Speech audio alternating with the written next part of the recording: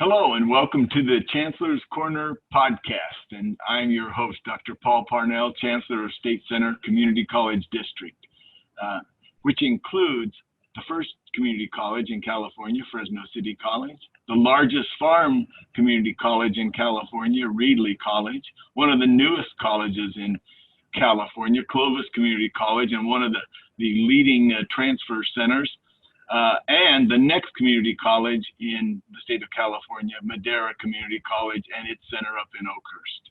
This is our second podcast. The first one was hearing the success story of one of our students, student trustee Stephen Kodur, who is graduating with several degrees from Reedley College this year. Our community colleges have always played an important role in our region that they serve, and we're dedicated to continuing to provide a quality education, even in these difficult pandemic circumstances. Now, we are currently enrolling for the summer and fall semesters, and there is in fact no better time than now to attend one of our colleges. It's more affordable than ever, and community colleges continue to provide important contributions to the overall health of our population and to the recovery of our regional economy. Just like Stephen, as you listen today, my guess, you'll see that we are here to help our students succeed by helping you get degrees, certificates, and move into that high demand career that you deserve. So joining me today from State Center Community College District is our Fresno City College, Dr. Carol Goldsmith. From Reedley College, we have Dr. Jerry Buckley. From Clovis Community College, we have Dr. Lori Bennett. And representing Madera Community College and Oakhurst Center, we have President Angel Reyna. We thank you for being here with us, and I want to let everyone know about the wonderful things that all four of you are doing to serve our students and the community. We have all been severely impacted by the coronavirus. First and foremost, we want to thank our first responders, our healthcare, our police officers and firemen, and our other essential employees who are reporting to work every day during this pandemic. Many of them are also our graduates. You all are our heroes. At State Center, we acted quickly to protect the health of our students, employees, and community. Our colleges began transitioning and preparing to transition to all online offerings on Friday, March 13th, with one COVID case in Madera County and one in Fresno County. There are, by the way, over 400 now.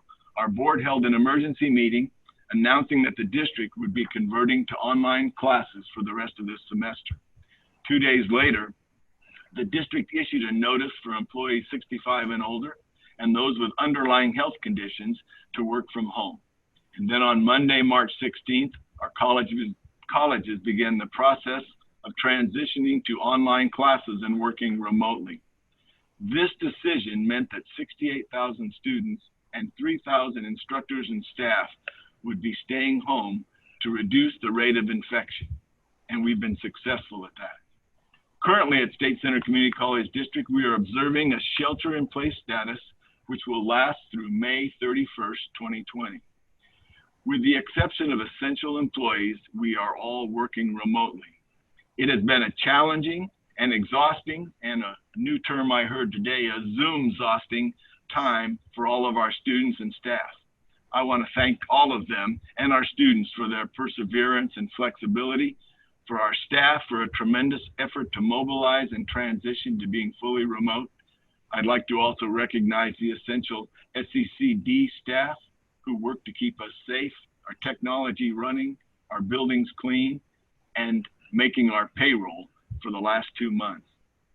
Today, we want to get the word out, and now is the time for you as students, or if you know of potential students, to register for classes. And many of you, we want you to know there are funds available. So first, let me start by telling you, have our presidents talk about the CARES Act and their students, and then how you can contact their campuses to access these COVID-19 relief dollars. It has never been a better time to register for your community college. So President Bennett, what do Clovis Community College students need to know? Thank you, Dr. Parnell. We're very happy to talk about the fact that the federal government understands the needs of our students and how so many students have been affected by the coronavirus. Each of the colleges has been given an amount of money to distribute to our students to help them with their financial needs. And so for Clovis, we are in the process of determining the students who are eligible for this and distributing that money. We also have an opportunity. The majority of our students who are eligible will have already filled out a FAFSA and have already been receiving financial aid from us. However, if you have been affected by the coronavirus and had not filled out a FAFSA in advance, we have an opportunity for you to do that and to apply for these funds. Thank you, Lori. Dr. Goldsmith, what does Fresno City College need to know? Yes, excuse me. We too received CARES dollars from the federal government, and half of those funds will be used to go directly to student aid. These will be able to help our students with the cost that they may have for course materials, housing, food, child-related experiences, or any other cost because of the COVID virus and the pandemic that we're in. As many of you may know, there was additional guidelines that came out from the U.S. Department of Education that these funds could only be used for Title IV eligible students. That's defined as legal residents who have their high school diploma or their GED, and who've also registered into various programs like selective service if you're a male. The CARES Act excluded some of our undocumented students like our DACA students and our international students in this particular funding stream. This has had a direct impact on the proposal that we all initially created to help all of our students. But I'm happy to report that the State Center Community College Foundation, as well as other entities, are working hard to find additional funds for those students who may not be eligible for the CARES funding. So Fresno City College, working along with our sister colleges here at the district and across the state, we're diligently working with the new guidelines that we received to analyze which students are now eligible under the new guidelines provided by the federal government. The team continues to work and revise a plan that will focus on giving out as many funds as we can to eligible students. Our goal is to distribute the money as quickly and as fairly as possible in order to have so many students that we serve be able to access these dollars. The distribution of these funds are based on guidance from the U.S. Department of Education, as well as the California Community College Chancellor's Office and our own district chancellor, as we work together to come up with a solution and a plan that serves as many students as possible. Clearly, our college's core values of student success is grounded in our efforts to strive for equity and inclusivity. And our goal is to help all our students, especially those with the most vulnerable and those who are at most need and have the greatest hardship due to this pandemic. So again, I would like to thank both the federal government and our own State Center Foundation for ensuring that we can do exactly that. So please continue to know that we're working hard to meet your needs. And for us, you don't need to apply, but we'll be contacting you about your eligibility. So that's what we're doing at Fresno City College. Thank you, sir. Thank you, Dr. Goldsmith. President Reyna, can you tell us how you're handling it at Madera and all the way up at Oakhurst Community College Center? Yeah, thank you, Dr. Parnell, for that, and my colleagues, Dr. Bennett and Dr. Goldsmith. I think we're handling the distribution of CARES funds very similarly. We're in a unique situation because we're currently still under Reedley College, as you mentioned earlier, as we navigate to be one of the newest community college in the state of California. So this has been a collaborative effort. I want to thank Dr. Buckley and his team for the great collaboration as we navigate the distribution of funds, not only to our Madera campus students, but also our Oakhurst campus students. And you know, the same restrictions apply as Dr. Goldsmith has mentioned.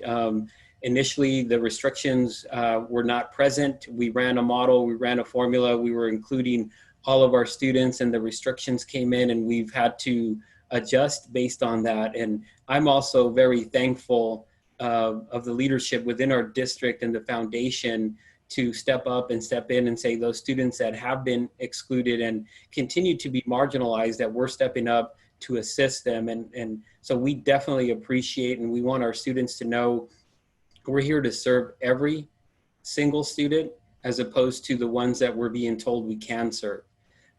Having said that, as Dr. Goldsmith mentioned, we will be contacting students. We're hoping to distribute the funds sooner than later. Jesse Naranjo at Madera Community College Center is our contact.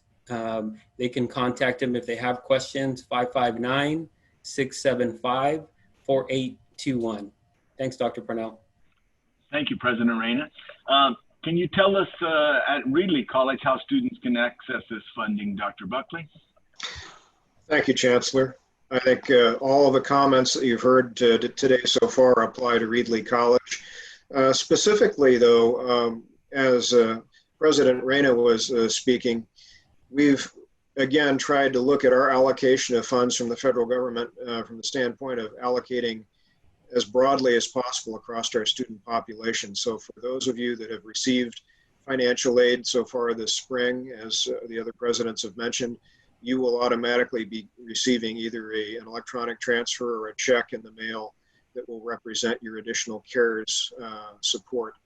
We do have roughly 2,600 students that we'll be reaching through our financial aid office and asking whether or not they'd like to fill out a FAFSA. These are students that could possibly qualify, but they have to basically meet these additional federal guidelines that have been established. So in order to see whether you qualify, we're going to invite you to fill out a FAFSA, and then you'll be evaluated through the financial aid office through Chris Cortez's team. So in terms of those that automatically qualify, you should be seeing an allocation within the next 10 days to 2 weeks. It should be reaching your bank accounts automatically through automatic deposit.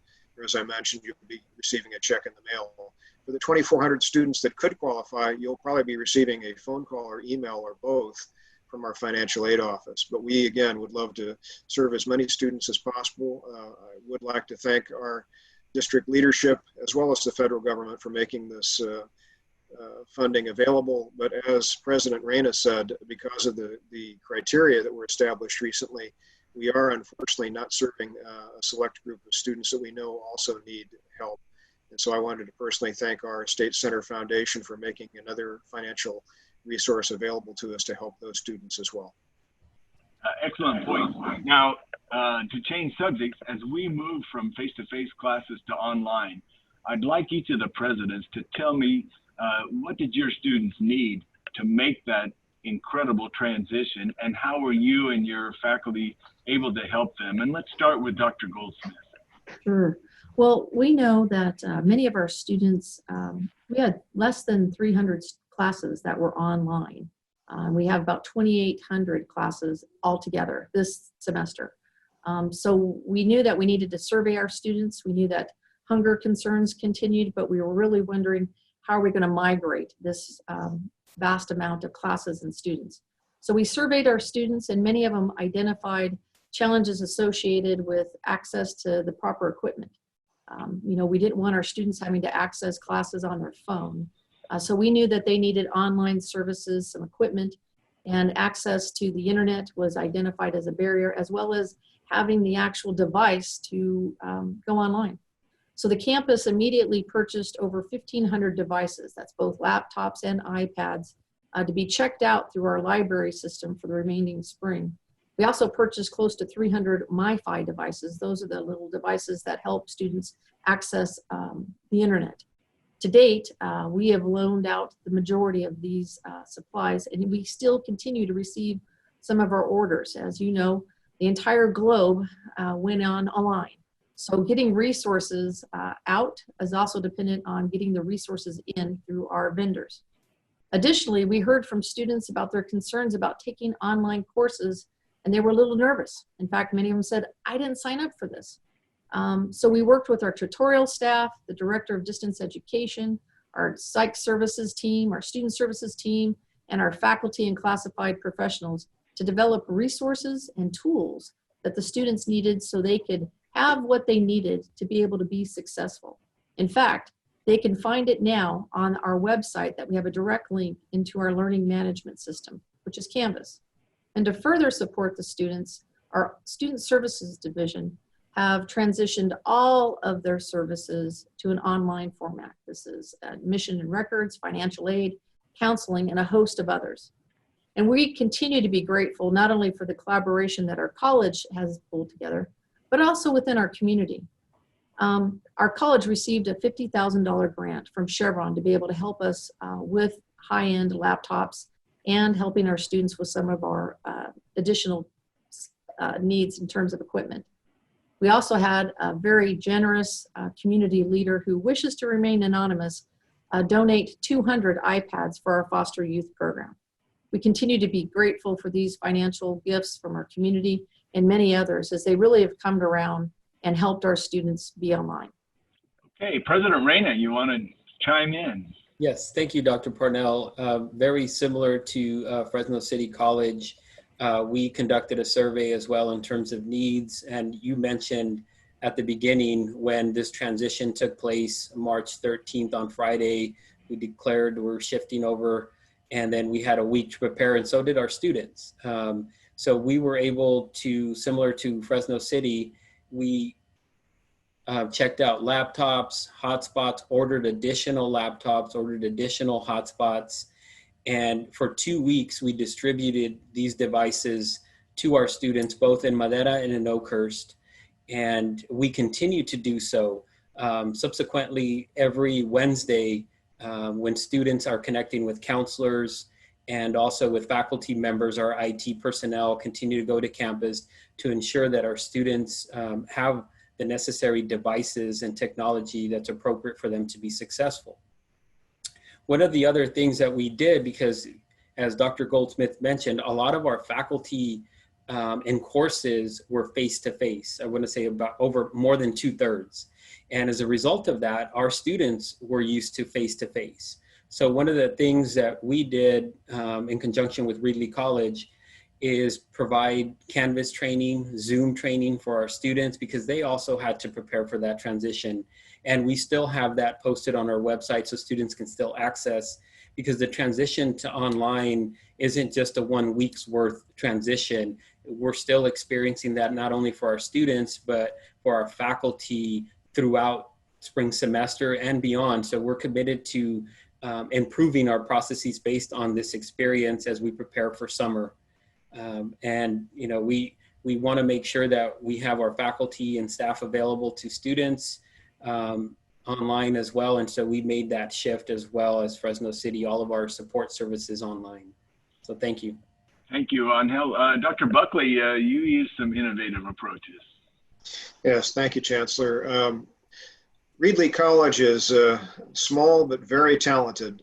We took 4 days to offer a total of 115 different professional development opportunities for our faculty and staff. And as others have said, we migrated our student services professionals online. We migrated our faculty. We had a slightly different footprint than others in the sense that roughly 80% of our faculty already had a Canvas shell of some sort, whether or not they had a web-enhanced class or truly online, but they were prepared to make a transition in one way or another. It was the remaining 20% that we had to work intensively with to provide the basic instruction, the technical instruction to make the transition. But as President Reyna mentioned, we've gone beyond that. We are currently offering distance education certification for whoever would like to participate in that. And we have roughly 3,500 students that are dual enrolled at our local high school. So we're actually offering that training to those instructors as well. And we will be through the summer.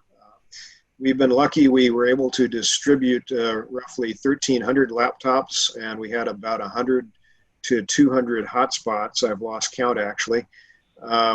Most all of which, in fact, all of which were indeed distributed to students. What we did differently, the innovative piece of our approach was that we worked locally.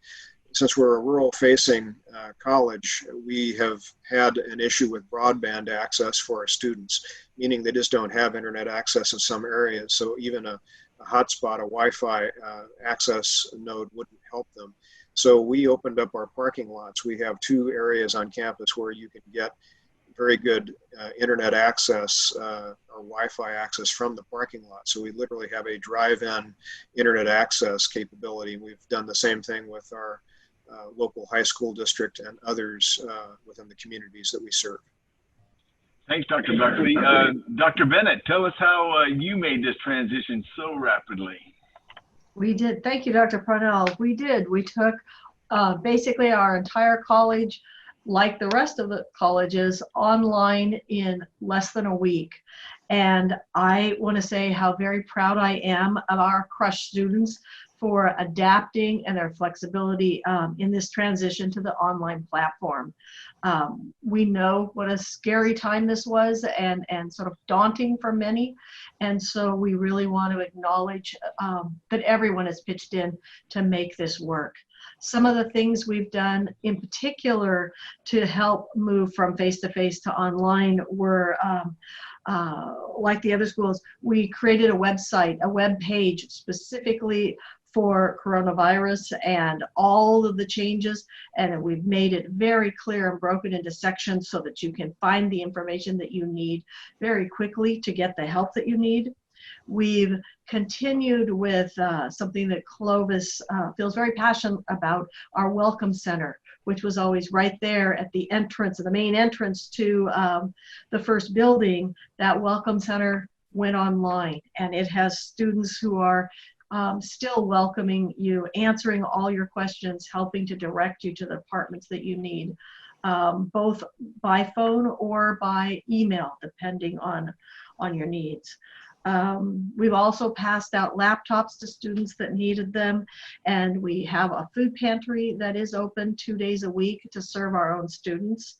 The other couple of things that we did to really try to help with this transition was, and I know we'll go into more detail in a minute, but tutoring. Our tutoring department really opened up from even during that week of transition. The tutoring center was there to help students, and that's something that we really want students to know to take advantage of. I was working closely with our student government president, Elijah Banda, to bring the student voice in. We've held a student town hall to let students talk about their needs and help us make sure we're reacting to the concerns that they have. And then the last thing I'd say that we did to help with this is really understand how important connection is and how important that need to be on the campus and be with your faculty and staff and with your fellow peers. And our faculty have worked extremely hard to build connection into those online classes that they're now teaching. Thank you. Thank you, Lori. All of you presidents have mentioned what you've done in terms of providing student services as we've talked. But if you could briefly, starting with you, President Reyna, talk about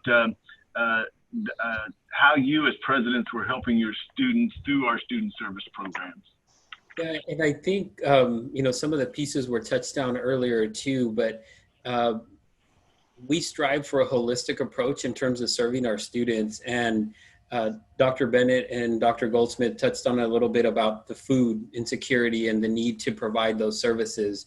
So one of the things that we've done in terms of trying to serve our students outside of the classroom is partnering with the Madera County Food Bank and providing food distribution on a weekly basis. And some of our classified professionals, administrators, and myself included, so today we distributed 200 boxes to our students and our community. And they are very appreciative of that work. But to us, it's not something that we feel like we need to do. It's something that we should be doing because it's part of our mission fulfillment. And so the work that we do here, we're not obligated to do. It is the work that we do to serve our community and within mission fulfillment. So within our mission is to strengthen our community. And we believe by providing these resources, we're able to do that. The other thing that we're doing, and Dr. Bennett touched on this, is the connection piece and how important that is. So we have what we used to do before in face-to-face, we would have pizza with the president, with the students. And so we made that go virtual. and we've had about 3 virtual pizza with the presidents in order to be able to communicate and connect with our students. And at the same time, what we're doing is we're having counselors available, deans available, faculty available, financial aid. So when a student asks a question, I'm not the one answering, because we have a whole community able to answer the question appropriately. So our faculty and staff and administration is very committed to assisting our students as we navigate this extraordinary situation that we're all having to deal with.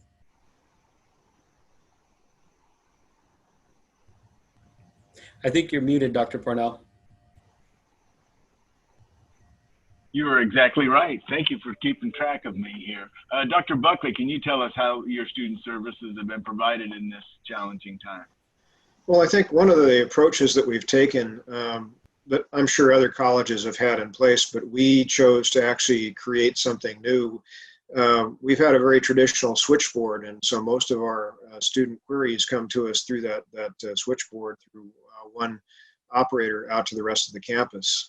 We decided to design a digital information center and put it online and staff it in such a way that anyone who had a question, pretty much most of the day, we serve from 8 a.m. to 8 p.m., a student can literally log on and go directly to that digital information center and receive help and be routed to any of the student services. If they're not open, then they'll basically have a call logged for that student so that they'll have a return call the next morning.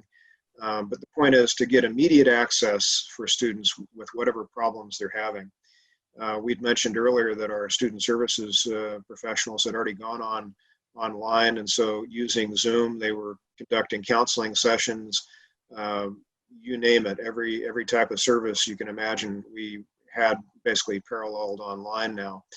And so between the Digital Information Center and the work that we're doing through our student services professionals, students have really had a great deal of satisfaction. And we know that through a similar mechanism was mentioned earlier, we've been surveying our students. We've been particularly trying to reach out to those students that may have touched their Canvas course, but not necessarily remained active in it. So one of the things we've been doing is literally mobilizing our counselors and others and our paraprofessionals to reach out to those students that have had life complications, if you will. We know that in these circumstances where you've had children return to home from K-12 because of the crisis, working conditions changing, that our students have a lot of challenges they didn't have at the beginning of the semester. So we're trying to basically use the Reedley family to reach out and make personal contact with each of our students and explain to them there are options. What we didn't have at the beginning of the semester were things such as our EW, basically the ability to offer an excused withdrawal and or change the grade in a course to a pass or no pass. Those sorts of situations sometimes require a case-by-case analysis. So we've been trying to make contact with all of our students to help them understand what those options are. Thank you, Jerry. Dr. Bennett. Thank you. So we've done a lot of the same things as the other schools. So I'll just point out that like the other colleges, all of our student services are online, waiting to help you every day. And all of the services, so the same groups such as the Tutorial Center, the library, Career Resource Center, Veterans Resource Center, are all online. Even our health services are there for you. We know this is a trying time for a lot of people. So if you need somebody to talk to or you need some help, call our student services and let someone help you. Good. Thank you. Dr. Goldsmith. Well, I just want to echo a lot what my colleagues have said. This is certainly an unprecedented time in our history. And Fresno City College, like my sister colleges, we've all migrated our services online. And so students who are out there who are thinking about enrolling in the summer or even for the fall, our counselors are doing virtual counseling appointments. You can set that up through our website. We continue to do that service. In fact, I think we've had over 2,500 sessions. And I think you could find the services that you need at any one of our colleges. We talked a little bit about tutoring, and I want to spend a little time there. I want to highlight that. We know that the transition to being a complete remote environment has been a difficult one, both from the technical standpoint as well as maybe some of the social emotional areas as well. So our tutors, many of whom are students themselves, either at our college or even at Fresno State, they've done a remarkable job during this incredible challenge that we all face. And I really want to thank all of our tutors for coming together to help their peers through this time, because they've helped them with their academic content, but also helped them to stay online. And that's what we really all want you to do, is stay online, finish strong, and stay with us. Same can be said for our library services. They have done a fantastic job helping everybody in these last few weeks prepare for finals. Some of our programs that are the specialized programs like Puente and Simba, even our Upward Bound program, they now have done fun activities using Google Hangout. So a lot of the activities that you see at student services, they still continue. You can still reach a counselor or an advisor. Our classified professionals continue to reach out with people and see how they're doing. In fact, I want to give a big thank you to our faculty who continue to use early alert, as that is a trigger for any faculty member who may be concerned about a student, whether academically or worried about their overall wellness. Our psych services continue to provide counseling services, and we continue to do referrals to community partners. And, you know, those are the types of things that we're doing. We talked a little about the pantry efforts. We're all working with our county food banks. Again, I want to thank the State Center Foundation for helping all of our food banks, and a special shout out for the Central Valley Foundation for providing a generous donation to keep our RAM pantry efforts going. Thank you, Dr. Parnell. Thank you, Carol. Those are some community efforts, and that's our next topic. So real briefly, these all blend together, and I thank you all for doing that. So if we can start with Dr. Buckley. Tell us about how we have been helping the community and partnering with our community. Well, thanks to the good work of our trustees, specifically Magdalena Gomez in our case, we've been connecting with a number of our community industry partners, in this case Bitwise, who has reached out with a $100,000 grant to basically provide food resources across the greater Fresno area. They contacted Reedley College about 3-4 weeks ago and basically looked to partner with us to help with food distribution to the whole community surrounding Reedley College. So we are serving more as a warehouse and refrigeration station because we're partnering with our local churches to literally drive food resources out to community members to their homes. That's in addition to our food pantry efforts. As you've already heard today, our food pantry distributed food resources to roughly 100 or more student families yesterday on a drive-through food distribution effort. So that's one way we do it. We're also partnering with our local Chamber of Commerce right now. We're beginning to look beyond the immediate crisis and looking at recovery to see what we can do to work with our chamber to partner and deliver workshops and other necessary opportunities to help with short-term training needs of our local small businesses to help them recover more quickly in this economic crisis.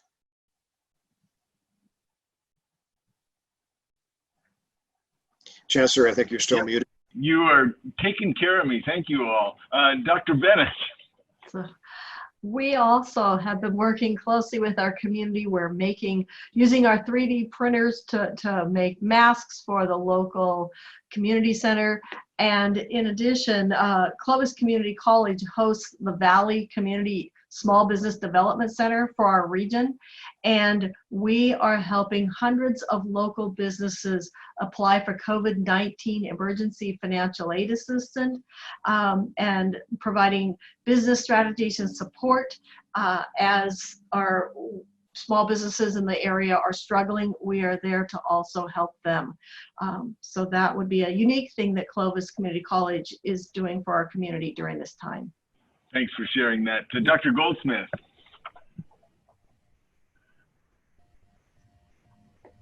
I think you're muted, Carol. All right.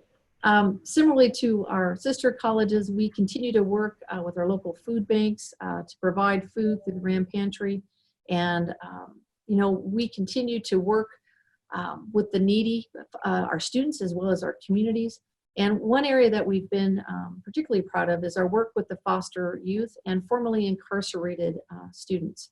We continue to provide online services and mentoring to these populations, because we know that we are trying to help them not only through their academic challenges that they may be facing, but to continue to work to provide the devices they need. We also recently received a grant, and we're excited about helping them find housing during this crisis. And, you know, like many of my other colleges, our faculty continue to work with our local hospitals to make masks with our 3D printers. Our engineering department and allied health departments continue in those efforts, working with our local high schools or some of our 3D printers. Our theater department is actually creating and making the cloth masks, that the facial coverings that we all have. So just incredibly proud of the faculty and students who are coming together to create the services and supplies that we need. When the onset first came on, many of our colleges, mine included, we came together to look at our cleaning supplies and our gloves and our masks. So we donated literally cases and hundreds of masks and cleaning supplies to our hospitals. In fact, because we have a respiratory program, we even provided much needed medical equipment such as ventilators. I'm incredibly proud of our faculty and staff, and they've really rallied to help us help our community. And then lastly, one of the things we were talking about is the road to recovery. And one of the things we know, as outlined by both by the federal government and by our own state government, is there is a need for greater testing. So Fresno City College has been in discussions with the county to be able to be a testing center. I'm hoping in the next few days we'll share more information about that exciting development, about how we can get more testing out so we can get back to normal. Thank you very much. That's exciting to look forward to. President Reyna, can you tell us up in Madera how you've been working with the community? Yeah, very similar to our sister colleges, specifically Fresno City, on the donation of personal protective equipment, masks, gloves, etc. We were able to do an inventory from our nursing program, collected that, and then donated it to Madera Community Hospital. They were very appreciative because in certain times they were anticipating surges, and not having the necessary protective equipment obviously impacted their employees, so they greatly appreciated that donation. On top of that, we also have one of our students who was highlighted recently locally, George Orozco, who is not only attending full-time, but he got called up in the Army National Guard, and he's been serving 15 years as a staff sergeant. And so he got called up almost immediately, so 2 months ago, and he's been serving our community and those in need. And we talked about food insecurity, and he's been working daily to provide those services on the hardest hit counties within our state. But on top of that, more importantly, and I've had opportunities to connect with him, is his commitment, taking a full load to complete and wanting to, continue his education. So not only are our faculty and staff and administration committed to supporting our community, but our students are as well. Yeah, our students inspire us, don't they? Our last series of lightning rounds for all the presidents here. As you know, our summer classes will be all online, and all of our spring events have been canceled or postponed. So presidents, can you tell me how you are going to celebrate our students' achievements for all of those that are graduating with degrees and certificates? And we'll start with you, Dr. Bennett. Yes, thank you. We polled our students at Clovis Community College, and they wanted to celebrate at the end of the year. So we are postponing our on-ground graduation to some future point, but in May, as our regular time, we will have a virtual celebration, and we will be celebrating everyone who has either earned a transfer degree, an AS degree, or a certificate. And we're going to come together. It's going to be fun, and we're asking students to share photos of themselves and their families. We just want people to take time to acknowledge the hard work and the dedication of these students and the milestone. And then we'll figure out when and where to have an on-ground ceremony in the future. Thank you. Dr. Goldsmith. Sure, and similarly, like Clovis and many of our colleges, we did a survey and we've held weekly forums. And we heard from our students that they desired to they wanted to celebrate. They want to have a face-to-face graduation, but we can't do that now. So we know that we're going to have an online virtual celebration. Last year, we hit a milestone with our commencement with over 1,900 students graduating. This year, we expect to have the same number graduating and perhaps maybe a little more. So to say we're disappointed that we can't celebrate in person this year would be an understatement. But our students wanted to be able to celebrate now. So I'm happy to share that we will be doing that, and we will be working with a nationally known company to help us manage this large online event. I'm happy that we were able to do both. Our company that we served has served over countless USCs and universities through the nation, because we knew this was a big task for us to take on by ourselves. So I want to thank the district for helping us shepherd that through. And it looks like we'll be launching our regular date, which is May 22nd at 6:30 p.m. That was when it will go live, but there's a lot of work that goes on behind it. And I know our Dean of Students, Sean Henderson, as well as the whole commencement committee, have been working and getting information out to students about what they need to do as we work together to have this virtual celebration. So again, I want to say that's Friday, May 22nd at 6:30 p.m. Students will be able to view it virtually. They'll be able to have congratulatory messages, and they'll be able to share it on their social media. Also, we've also invited the class of 2020 to participate in the ceremonies, which will be the 2021 celebrations. So until we can meet in person, please continue to take care of yourself, be safe, and remain focused on finishing this semester strong. Thank you, Dr. Parnell. Thanks. President Reyna. Yeah, very similar to Clovis and Fresno. We polled our students, got a survey. We wanted to make sure that we were doing what they wanted versus what we thought was best for them.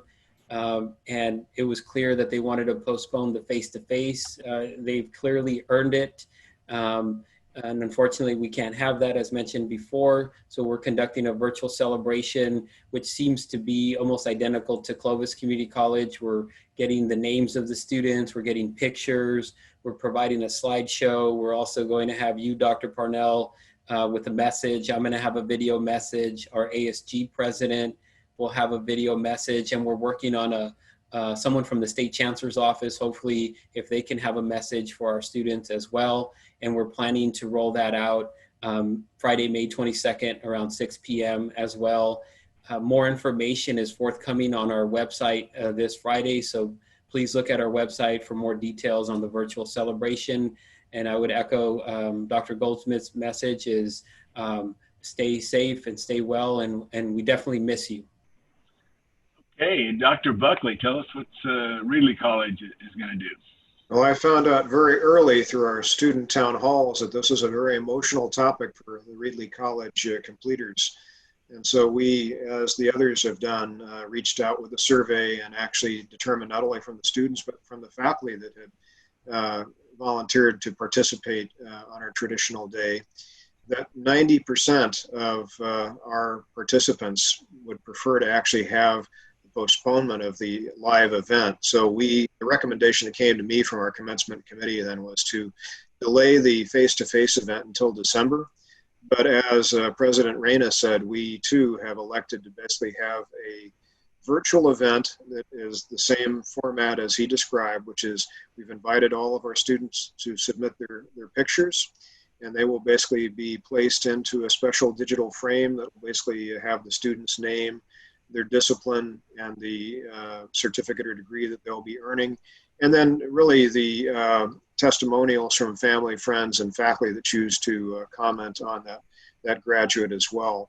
That will be posted to the internet, again, with the same sorts of videos that President Reyna described.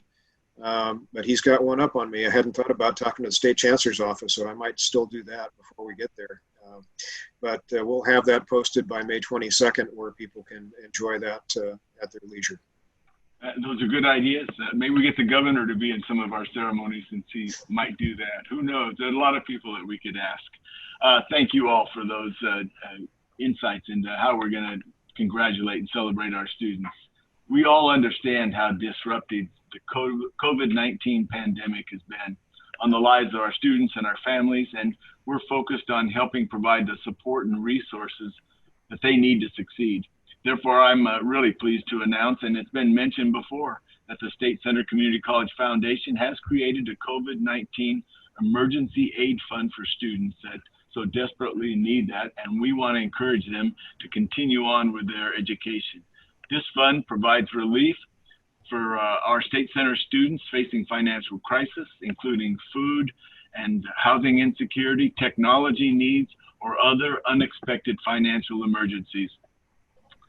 The emergency relief funds are vital to the safety and well-being of our students in these unprecedented times. The strength of our community rests in the ways we care for each other and our ability to grow stronger through adversity. So anyone that's listening to this, we encourage you heartily to consider donating to this emergency fund. It will go to people that are disadvantaged, that need it, that will make a difference in creating the vibrant, inclusive economy that we want in this area. Students that have access to CARES funds, please contact all these presidents and the contacts they have. This emergency aid for students, our Promise programs that pay for tuition, all of our other resources. It's a great time to be enrolled at State Center Community College District. Presidents Dr. Goldsmith, Dr. Buckley, Dr. Bennett, President Reyna, thank you for joining me in this today. And everyone that listens to this, we hope we get some people out there that want to hear from all of you. Please stay safe. At the same time that you stay safe, please get on with your education. It is a great importance to us that if we're going to have an inclusive and a vibrant economy, that you get educated. So you're doing us good by you getting your own education. Thank you all for joining us for this second podcast. I appreciate all of you. And have a great day and be safe.